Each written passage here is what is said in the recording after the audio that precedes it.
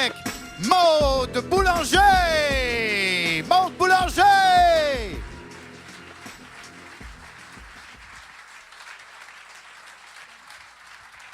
Bonsoir tout le monde. Donc, comme on vient de le dire, je travaille pour Oxfam Québec.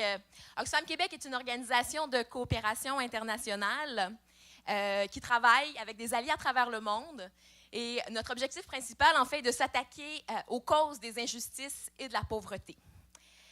Donc, on le fait de différentes façons. Oxfam, comme la plupart d'entre vous le savez probablement, travaille lors de crises humanitaires, comme c'est le cas présentement avec la famine qui sévit en Afrique et au Moyen-Orient. On travaille aussi sur des projets de développement à long terme en Afrique, en Amérique latine, à travers le monde. Et on travaille sur des campagnes de mobilisation et des campagnes de plaidoyer, donc pour s'attaquer vraiment aux causes des injustices et de la pauvreté dans le monde.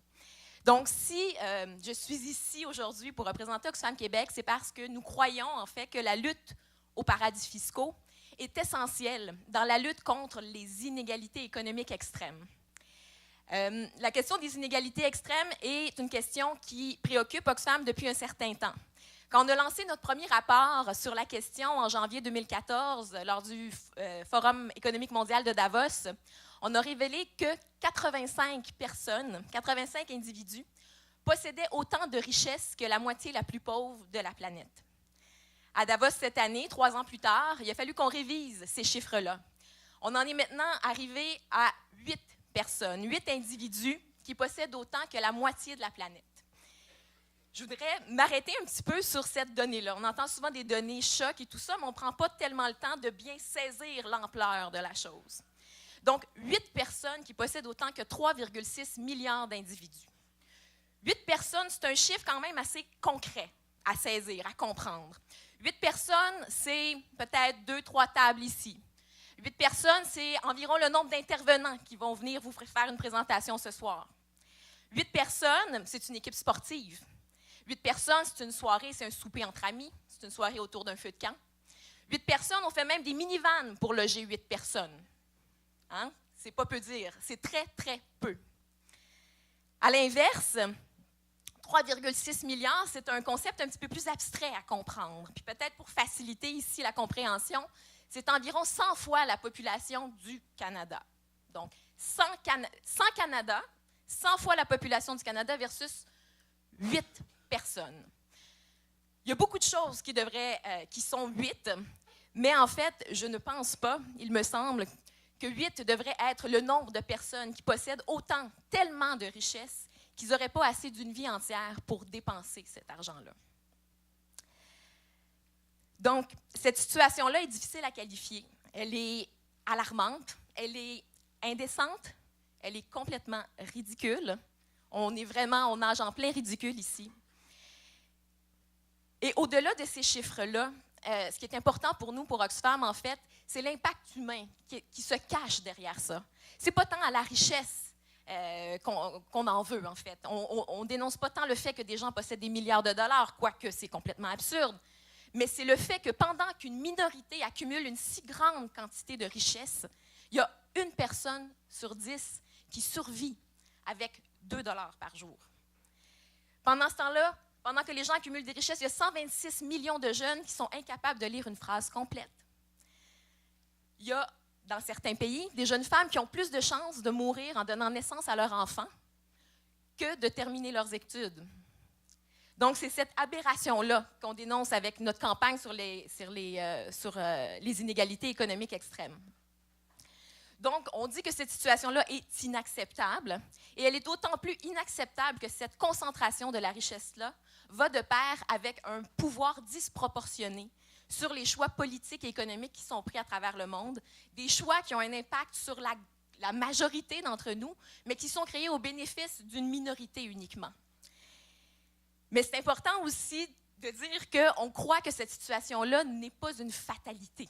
Donc, le résultat de ce système-là est issu de choix politiques, économiques qui ont été pris par des individus. Donc, avec des choix différents, on est convaincu qu'on peut arriver à un résultat différent. Yes! Merci. Et la question des paradis fiscaux est au cœur de cette question-là. En fait, les paradis fiscaux sont non seulement le résultat de cette mainmise du pouvoir par une élite, mais c'est aussi un élément qui favorise l'accélération de la croissance des inégalités à travers le monde. Donc, des individus riches s'approprient une part grandissante de la richesse et mettent à mal le principal mécanisme de redistribution de la richesse dans nos sociétés. Donc, c'est pour cette raison-là qu'on a travaillé à lancer une campagne de mobilisation. Donc, moi, mon rôle chez Oxfam Québec est d'organiser des campagnes de mobilisation de concert avec nos alliés à travers le monde, mais aussi de concert avec des partenaires ici au Québec. Donc, on a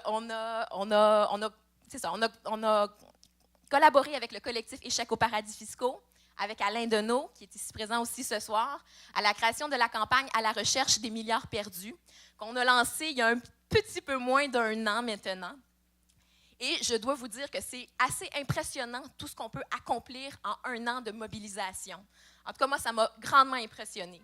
Si je me transporte quelques semaines avant le lancement de notre campagne, on se disait, qui était au mois de mars environ, on se disait, bon, il me semble qu'on aurait besoin d'un bon scandale là, pour nous donner une espèce d'élan, pour créer un engouement médiatique qui va nous donner vraiment une portée là, chez la population, où on va entendre notre message, nos revendications.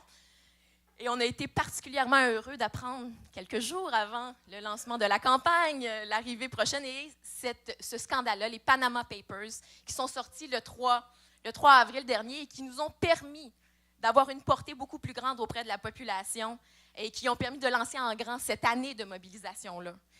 Et je ne peux pas ici faire le résumé de tout ce qui a été fait, mais il y a eu une multitude d'actions, d'activités, des conférences. Grâce à notre ambassadeur Alain Deneau, on a eu le lancement d'un nouveau livre.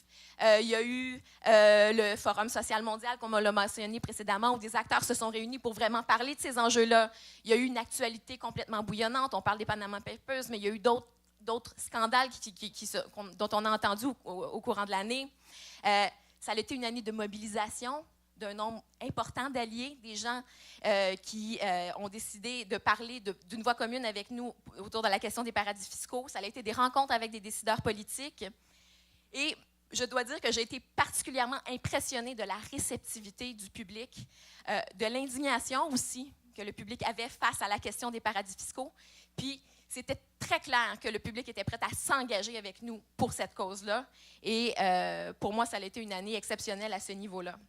Donc, l'objectif avec cette campagne-là était de dénoncer l'impact des paradis fiscaux sur notre société, ici, ailleurs, mais c'était aussi de rallier un maximum d'acteurs autour de cette question-là pour faire augmenter la pression sur nos décideurs, donc le gouvernement du Québec et du Canada. Et cet objectif-là a été atteint. Donc, on a réussi à réunir autour d'une déclaration commune plus de 130 organisations et personnalités publiques autour de cette question-là. Si on fait un calcul rapide, on a été chercher de cette façon-là au-dessus d'1,5 million de personnes autour de cette question des paradis fiscaux. Donc, c'est un super bel accomplissement.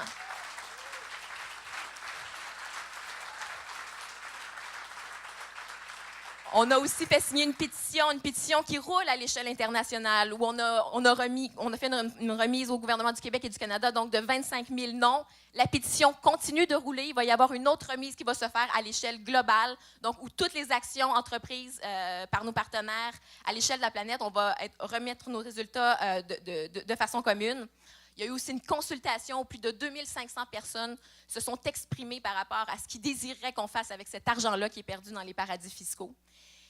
Et on se rend compte, en fait, qu'on arrive à un point où il y a un grand consensus au sein de la population sur cette nécessité-là de s'attaquer aux paradis fiscaux. Cette question-là devient incontournable. Elle devient incontournable dans les médias, où on en entend de plus en plus parler, incontournable aussi au niveau politique. On voit de plus en plus de représentants politiques qui s'intéressent à cette question-là et qui cherchent des solutions. Et aussi, on se rend compte qu'il y a une prise de conscience vraiment majeure là, de la population, ici et ailleurs, puis d'un désir d'engagement très, très fort. Une autre réussite aussi, c'est que... Un instant. Donc, une autre réussite aussi, c'est que ces acteurs-là sont de plus en plus organisés. Puis on se rend compte qu'on parle de plus en plus d'une voix commune, donc avec des mots communs. avec des revendications communes, avec des solutions de plus en plus concrètes, de plus en plus ancrées dans la réalité et tout ça. Et on travaille de plus en plus en alliance aussi. Et je pense que ça fait une très grande force quand on travaille ensemble, justement, dans le but d'atteindre cet objectif-là. Donc, à travers le monde, les populations se mobilisent grandement pour cette question-là. Et je crois qu'il faut qu'on profite de ces avancées pour continuer de faire pression sur les gouvernements, comme Claude le mentionnait précédemment, pour les pousser à faire au mieux dans ce qu'ils peuvent faire. Oui, effectivement, il y a beaucoup de travail, mais oui, je suis d'accord avec Claude quand il dit qu'on avance. J'ai vraiment le sentiment qu'on avance. Puis je voulais profiter de cette tribune-là pour dire bravo et un grand merci à toutes celles et ceux qui se sont impliqués au cours des dernières années pour qu'on en arrive à cette étape-ci, à ce point culminant, cette période charnière où beaucoup peut être accompli. Et merci aussi à vous tous d'être ici ce soir puis de contribuer avec vos rires à mettre fin à l'ère des paradis fiscaux. Merci. Maude Boulanger.